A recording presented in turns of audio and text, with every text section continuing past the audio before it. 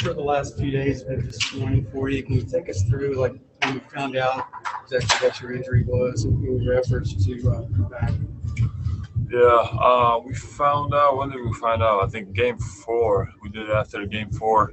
I mean, I knew my knee was hurting already, but that's when we did the MRI. And yeah, it showed that there's a meniscus tear.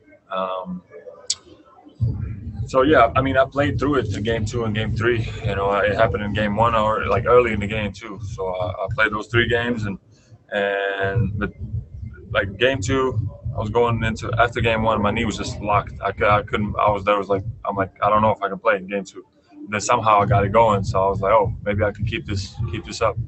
And then I would say game 3, again it got worse. So I was like, right before the game, I just couldn't get the knee going, and it was super disappointing, super frustrating. But you know, I learned how to accept that feeling and look forward and look what's next. And it's hard to not be able to be out there with the guys and fight, and especially in series like this. That's like it's so much fun, you know, and it's really tough and frustrating, but it is what it is, and now I'm looking forward to getting healthy. So what is next? I mean, obviously you're here and you support your team, but is there any plans to leave the bubble before they do get more treatment? I mean, my hope is that still, you know, if we have a chance to advance, maybe somehow I can get the knee better and play. I tried to go now in practice and just wasn't medical staff just didn't accept me, you know, playing and doing more. So for now, I don't know. I'm going to be here because if I was able to play through it, then maybe I can keep playing through it at some point. Just now, I'm doing like intense treatment and doing all I can to improve the knee. And then we'll see. We'll go from tomorrow night. Just to follow up, you tried to practice, you tried to run, and they were monitoring you. Yeah. They just didn't see enough. Okay, Dave, I think we're good here, so you can go to Zoom questions. Sounds good. We're going to start with Mark Fallowo. Mark, go ahead. Hey, Chris. Thanks for talking to us. We appreciate you doing this. Do you remember anything that you can share with us about the specific incident that you said happened early in game 1? Yeah, it was going for offensive rebound. I think somebody kind of fell somewhere. I think it was Morris on accident, obviously, and I felt something in my knee, but I just kept playing through it. And then at halftime, I told the medical staff my knee was bothering me a little bit. Worked on it a little bit, and I was good to go in the second half. And that's when I got ejected, and then my knee locked up after game 1. Somehow we were able to get it going. It felt good.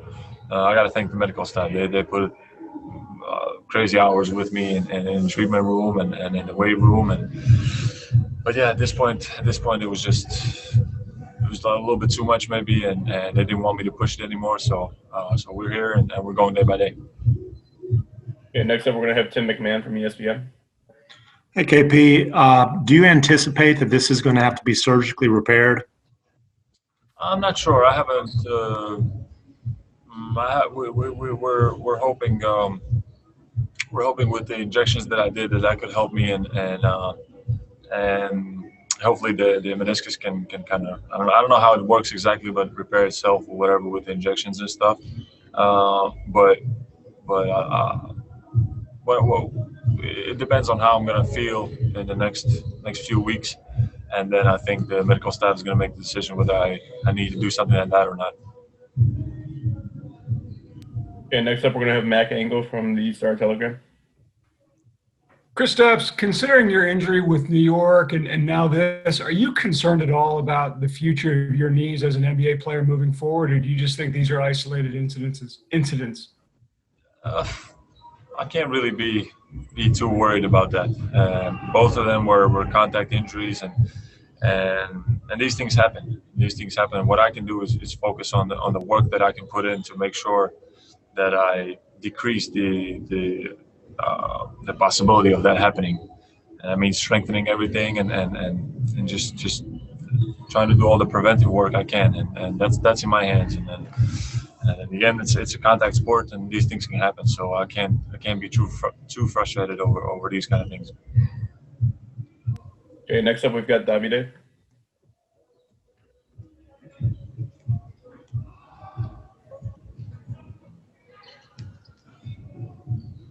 Davide, are you there? We can't hear you if you're talking. He's unmuted. Okay, we'll skip him for now. Dorothy, go ahead. Kristaps, hi. 2020 has been challenging for everyone. How are you feeling emotionally and mentally? You've had a great year, and now this setback. Talk a little bit about how you're feeling. Yeah, obviously I was down for a little while. Once I found out what happened in the knee, but I was pretty quick. I was able to accept that feeling and move past that pretty quickly and look into what's next and going from there. Obviously, it's like if this is the end for my season, and it has like a bitter end in a way. Although I think my year, as it went on, I got into a better rhythm and I started playing better basketball with each game, and I feel like now once I go into the off season and make sure I get the knee healthy, I'm looking forward to just picking it up where I left off and keep playing that high level basketball and look forward to the next things we can accomplish as a team. Okay, and we're gonna finish up with two in Spanish. So the first one is from Gerardo Lopez from Cultura Sports. Kristaps, hola. Has tenido, ¿verdad? Con tus lesiones subes y bajas en tu carrera, pero es admirable el positivismo que tú siempre has mostrado, siempre, como tú dices, mirando al próximo paso. ¿De dónde tú aprendiste eso cuando eras pequeño o siempre tú has tenido eso de fábrica? Bueno, yo siempre he sido una persona bastante positiva, aunque yo creo que lo que más me ha ayudado es pasar momentos duros mentalmente y en todos los aspectos, y eso pues te hace crecer y te hace entender las cosas mejor y poner las cosas en su sitio.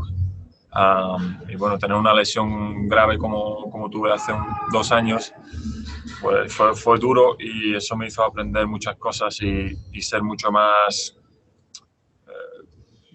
tranquilo y bueno, me hizo aprender un montón y entonces cuando pasan cosas ya puedo reaccionar de otra manera y ver el positivo en estas cosas. Así que siempre estoy aprendiendo algo y esto es otro obstáculo que tengo en mi camino. Okay, and the last one's going to be from Manolo. Kristaps, mencionaste que la lesión llegó en el primer juego un accidente con Morris. Luego vimos la jugada con Morris y Luka Doncic. ¿Crees que esta serie se formó bastante física como la de los Bad Boys de Detroit Pistons con los Bulls? ¿Crees que fue así de física? Sí, no, es una serie física seguro. Pero yo creo que no es algo que han hecho con intención. Son cosas que pasan durante el partido. También vi lo de Luka. En mi opinión, yo creo que no lo hizo queriendo, no estaba ni mirando ahí. Bueno, ellos están haciendo su juego y su juego mental también con nosotros, intentando provocarnos, intentando hacer cosas para sacar de nuestro ritmo. Y yo creo que hemos aprendido como equipo un montón de esta serie. No hemos caído mucho en sus juegos. Yo creo que para adelante esto va a ser una gran experiencia para nosotros, jugar contra un equipo como Clippers y vamos a utilizar esto para el futuro. All right, KP, that'll do it. Thank you for your time. We will see you soon.